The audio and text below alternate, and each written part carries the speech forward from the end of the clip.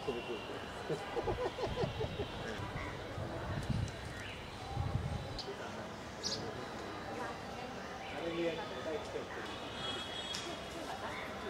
খায় ফেল দেবে।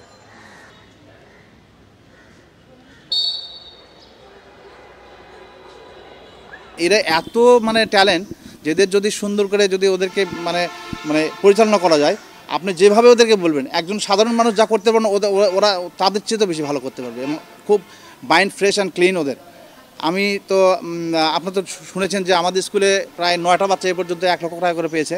তারা আর্টের জন্য মাননীয় প্রধানমন্ত্রী শেখ হাসিনা আমাদের এই বাচ্চাদের ওই বিভিন্ন শুভেচ্ছা কার্ড, তারপরে আপনার ঈদের যে বিভিন্ন কার্ড, এগুলোতে ব্যবহার করছে। সেগুলোতে 9টা বাচ্চা আমাদের 1 লক্ষ টাকা করে এখানে পাইছে। তাহলে এদেরকে যদি সরকারি পৃষ্ঠপোষকতা দেওয়া হয়, যদি সুযোগ সুবিধা দেওয়া হয়, আরও যে সুন্দর করে এদের ট্রেনিং বা কারিগরি সহযোগিতা দেওয়া যায়, তাহলে এরা আরও উন্নতি করবে। মানে এদের রাগটা একটু বেশি, আমাদের ভালোবাসা পেলে এরা সব কিছু ঠিক হয়ে যায়, এটা আমরা ম্যানেজ করতে পারি। 60টা থেকে 90টা বাচ্চা 3 বেলা খায়, হ্যাঁ, ভূমি উন্নয়ন কর দিতে হয়। আসলে আমাদেরকে খুব কষ্ট করতে হয় প্রতিষ্ঠানটা চালাতে। এর যে আয়ের উৎস, সে আয়ের উৎসের জায়গার থেকে আমরা যেটুকু পাই তার ডবল এখানে ব্যয় হয়। হ্যাঁ, এই কারণেই, সঙ্গত কারণে আমরা নিয়মিতভাবে বেতন ভাতা পাই না। আমরা তো নিজেরাও চাই প্রতিষ্ঠানটা সরকারি হলে আমার চাকরিটা সরকারি হবে, এই প্রতিষ্ঠানের কলেজে রূপান্তরিত হবে, পলিটেকনিক হবে, ভোকেশনাল ট্রেড কোর্স চালু হবে, বাচ্চারা এখান থেকে ভোকেশনাল বা ডিপ্লোমা কোর্স করতে পারবে, উন্নত শিক্ষার জন্য ঢাকা বা কোথাও যেতে হবে না।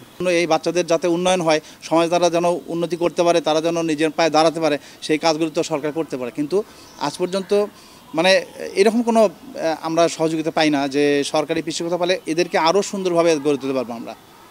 এবং শিক্ষকদের বেতন ভাতা তো হয় না।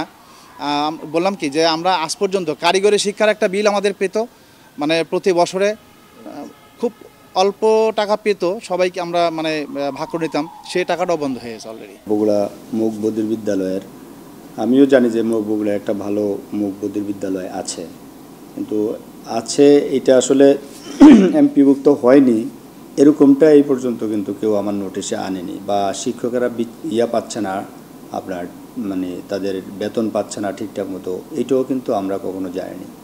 এবং এটার পরিচালনা পর্ষদও কখনো মানে আমাদের সাথে অ্যাটাচ হয়নি।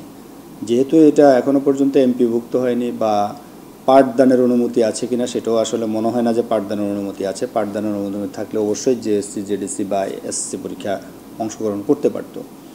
এখন যেহেতু এই বিষয়টা আপনি উপস্থাপন করছেন, আমরাও একটু খোঁজখবর নেই আমার এডিসি শিক্ষাকে দিয়ে, যে আসলে এটা কোন পর্যায়ে আছে, কেন এটা এতদিন পর্যন্ত এমপিভুক্ত হয়নি, কী কারণে টিচাররা বেতন পাচ্ছে না, বা এটা চলছে কিভাবে, এটা আমরা একটু খোঁজখবর নিয়ে দেখছি। খোঁজখবর নিয়ে আমাদের সরকারিভাবে, এটা তো যেহেতু সমাজ কল্যাণ মন্ত্রণালয় কর্তৃক নিবন্ধিত, সমাজ কল্যাণ মন্ত্রণালয় কর্তৃক নিবন্ধিত, এখন সরকারিভাবে আমাদের পক্ষ থেকে যতটুকু সহযোগিতা করা দরকার, আইনগতভাবে যতটুকু সাপোর্ট লাগে, সবগুলো সাপোর্টই আমরা দিব।